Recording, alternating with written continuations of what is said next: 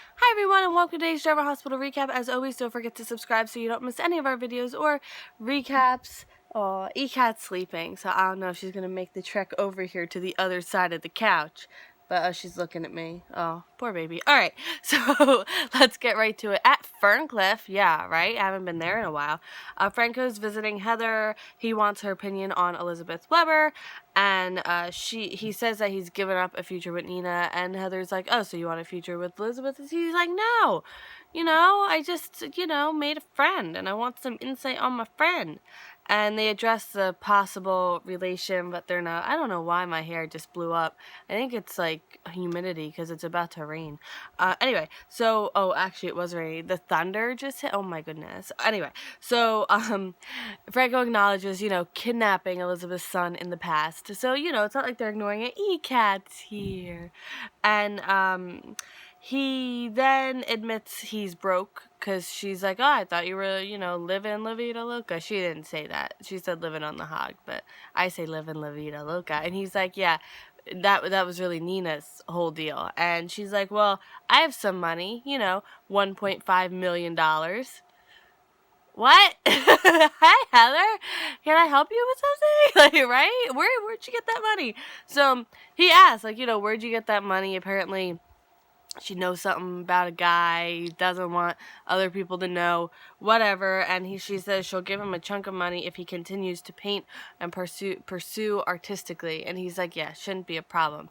I found another outlet for that. At the hospital, Elizabeth asks Hayden, again, she doesn't realize it's Hayden, she thinks it's this strange nurse person, what they're doing with the mail, and then Dr. Mays comes over and wants Liz to help with a patient in another room, stat. And she has to get pulled away from that situation. Lucky for Hayden, right? Who doesn't have her face covered? Yeah, I don't get it either, you cat. You want to come? Here. Show the people your beautiful face. I know. Oh, your face is so beautiful. Anyway, I know. You're here for a reason, and that reason, I think it might be ECAT at this point, to be quite honest with you. So, Dr. Mays keeps asking Elizabeth, like, what the point is. That medical technology has really given people a way to outlive, like, how long they should live, that it doesn't increase their quality of life, just the length of their life. And it's very interesting. Keeping someone alive just for them to suffer, I believe, is more exactly what he said. So Elizabeth catches Hayden, realizes it's Hayden. She's changed out of her disguise. On her way out, Hayden wants her to leave her alone. Like, and I kind of agree with her. It's just kind of creepy at this point, Elizabeth. Elizabeth asked what she was doing in Dr. Finn's hotel room, and I'm like, oh, you bay. So Elizabeth, like, Hayden brushed it off, and she's like, I heard you say to Dr. Finn, I'll, like, keep your secret, and Hayden, like, has this look on her face, and Elizabeth's like, well, I knew I was onto something. It's like, ooh, that was a good move, Elizabeth. I gotta give credit where credit is due. I think I may have pulled that move once or twice in my life.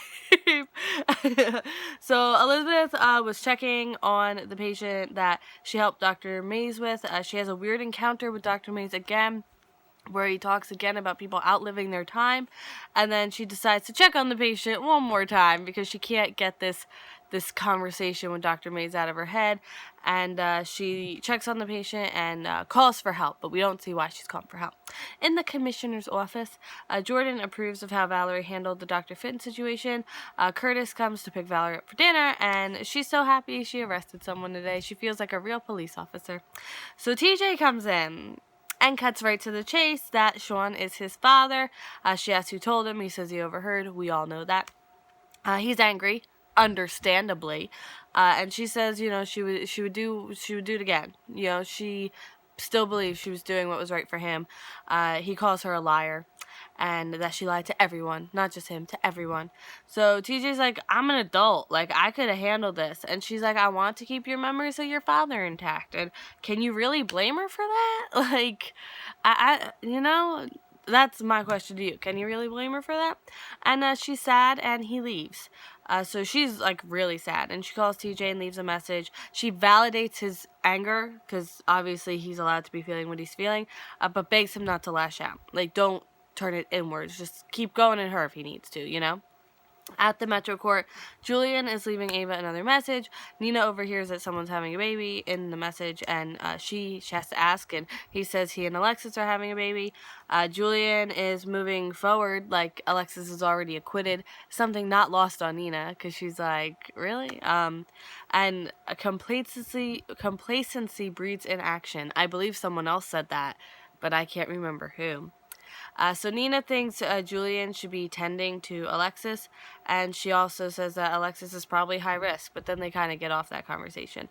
Also in the Metro Court, Valerie thinks Curtis should keep pursuing a job in the PCPD, and then TJ confronts Curtis. He vents about Jordan and says that he knows and Curtis is nothing to him. Which, come on, at a point, like, even if someone's not biological, like, if they're in your life, then they're family. Right, Alana? That's the third baby. I showed you Misha and ECAT yesterday. That's baby number 3. That's Alana. Right, Alana? Nice, Alana. Alright, so, lost some time right there. Weather update. Stay safe, everyone. I know, like, it's getting really bad here. At Alexis's place, Alexis keeps getting angry, and, she doesn't know how she's going to do this, how she's going to get the confession. And Anna tells her to tell Julian she wants him back. So Alexis tells Anna how much Julian doesn't care. Like, it doesn't matter what she says. He literally doesn't care what happens to her, even though he claims to. So Alexis also wants to apologize to Anna and says it's way overdue. So she says Julian admitted to having Duke killed, and she rationalized staying silent and made him promise to get out of the mob, and he seemingly did, but then he went back, and she thought he was flawed, not a sociopathic killer. And if she had to do it over again, she would make everything, like, she would do everything different. Every little thing different. So she, like, sincerely apologizes. Like, it's one of the most sincere things that ever happens on the show from any character. And she feels culpable in everything he did after, because she made it seem that by accepting what he did to Duke and moving forward, that his actions have no consequences, which is maybe why he's so, like, gung-ho that they have a future together even after he killed Carlos, because she took him back the first time, you know what I mean? So, Alexis calls Julian. She asks him to come by tomorrow so they can talk. She wants a resolution. Good luck with that. Really, like, sincerely, good luck with that. In jail, Dr. Finn is still passed out. A guard calls for an ambulance. Dr. Finn wakes up and is like, no. I'm okay. I just, needed to lay on the floor for a little bit. I'll get some rest. Please cancel that. The guard does cancel the ambulance. Hayden arrives. Dr. Finn has lost feelings in his hands, so he can't inject himself. Lost feeling in his hands. It's not like his hands were sad and now they don't feel sad anymore. Like, he doesn't have any feeling in his hands. Right, Misha? There's baby number 2. Oh my god, you saw all the babies! Oh, that's so exciting. Anyway, they're almost 2, but they'll always be my little babies. Anyway, right, Misha? Yeah, she's behind. Oh, okay. The lamp, the lantern is blocking what she's doing right now. Nice, Misha. You're on camera. Anyway, so, where was I? Oh, Hayden does the injection. Bless you, my child. And she does better than I would do, to be quite honest with you, because I've seen just someone get a shot before and I passed out. I'm really bad about that. And then he starts convulsing a bit. That's always what you want after you inject somebody with something. So he calms down, and she's like, don't freak out. And she, like, strokes the back of his hair and says, like, when she was a kid and she wouldn't feel good, her nanny would do that and it would help her feel better. And he apologizes for blaming her for what her father did. Now, I don't know if I would necessarily want to see a romantic relationship between them, but I'm definitely digging this, like, friendship they're making. Definitely. Now end scene already. I know. And then you're not going to have me for days. Ugh. How will we all survive? So Jordan is looking through pictures of TJ and waiting for a text from him. She doesn't get it. TJ wonders if Sean knows. Curtis tells him to talk with his mom. Not to yell at her, but just to listen and understand like an adult. Julian agrees to meet up with Alexis. Oh, I'm so scared. I really am. Dr. Finn is acknowledging and telling Hayden she saved his life. And she's like, if I come by first thing tomorrow, like, is that soon enough for your next dose? He's like, well, technically 4 a.m., but that'll look suspicious, so yeah, I'll hang on. I'll hang on till first thing in the morning. And I was like, can't. Plot twist at the hospital.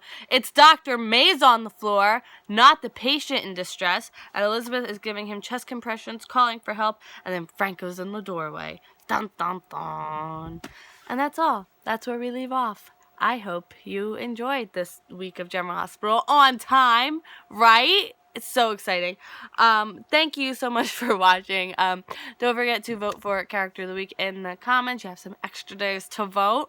And I hope if you're in the United States, I hope you have a great holiday weekend. If you're not, I hope you have a great weekend. And there will not be a new one on Monday because I have a holiday weekend. The show does. So I hope you enjoy your long weekend. And I don't know. I'm feeling a little bit more positive. I got a rude message on Tumblr.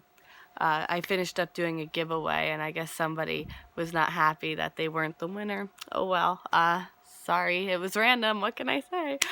But whatever. Anyway, thank you so much. I'm sorry. I don't know why I told you that. I think I just needed to tell someone. So thank you for being my ears that listen to me. I don't know the saying. Anyway, thank you so much for watching, and I will see you next week for more General Hospital. Bye.